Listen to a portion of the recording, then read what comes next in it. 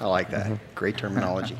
I was asked by a few council members to speak to the 5 firefighter injuries that we had last week on May 8th on a structure fire. We don't often get the opportunity to show you what it looks like when we first arrive. I know a lot of you have been to Fire Ops 101. This was taken from a dash camera, and it'll kind of help paint the picture a little bit of what it looks like when we respond to fires. This is a day like today, about 3:30 in the afternoon. Fire had started in the back side of the house in grass from a discarded cigarette. The fire climbed up the rear of the building. What we know at this point, and John, if you could turn the audio on so we could hear what it is.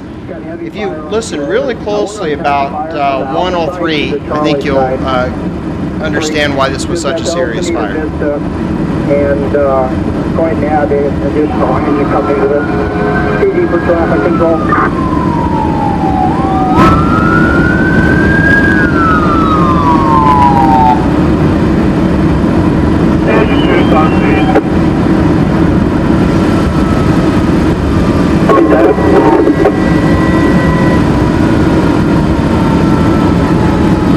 Now we have a report of a child inside the house. I'm not sure if you heard that part, but the message from our dispatch was, command be advised there's a child inside the house. And in that house, you could tell that it's a 3-story home, actually 2.5 stories. The child was reportedly located in the top story. The only way to access that top story was from the rear. Both stories 1 and 2 were 1 unit, and that very top unit was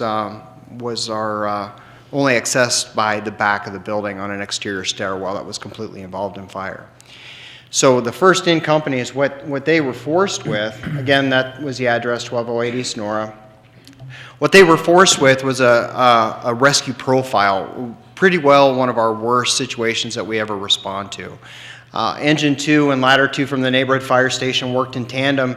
As they arrived, you saw the ladder arrive. They worked together to do nothing but force their way into that house, fight through the flames, and find that child. That was their sole purpose. And they did that without regard to themselves and without regard to their crew safety. We had 4 engines, a ladder, rescue, and 2 battalion chiefs on the initial response, and then you saw me talking on the radio. Eventually, we dedicated almost 3/4 of the entire fire department to that incident because it grew so quickly. Fire doubles in size every minute. We talk about it. We actually get to see it here. You can see that smoke went to actually completely engulfing that top floor.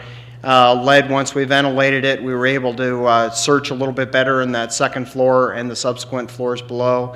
And that firefighter right there actually received second-degree burns to that side of his body, but his crew on Ladder 2 were the ones that were inside doing the searching. If they wouldn't have been able to accomplish their mission of opening that roof, it would have burned or potentially killed the people that were inside trying to do that search. Just one of the injuries that day was a second-degree burns to firefighter Jason Keene there. That's the rear of the structure.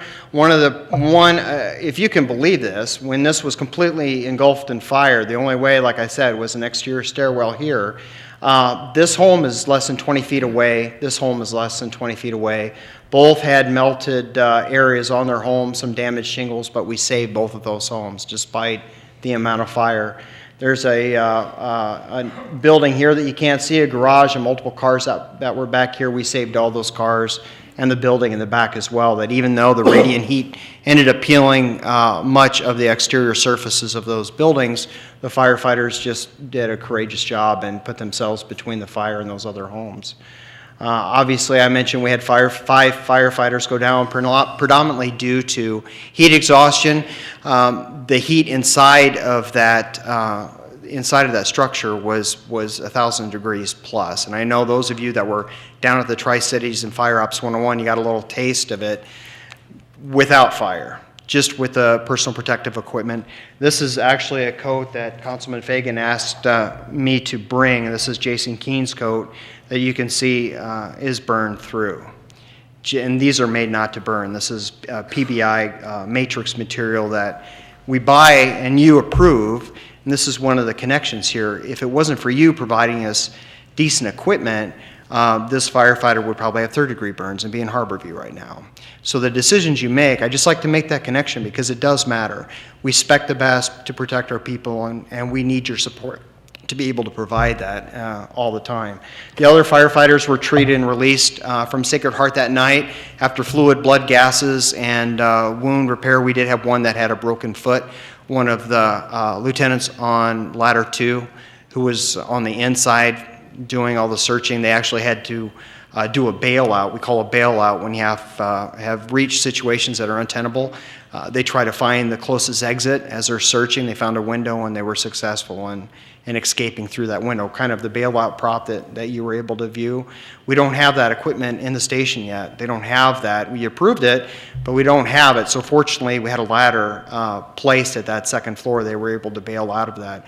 But if they wouldn't have had a ladder, they would have had to use their escape device that hopefully we'll have on June 1. So that's the incident. I just wanted to share that. I knew the news made a little bit of headlines with the injured firefighters and give you the background. Brian, thank you so much for coming down this evening. We really appreciate it.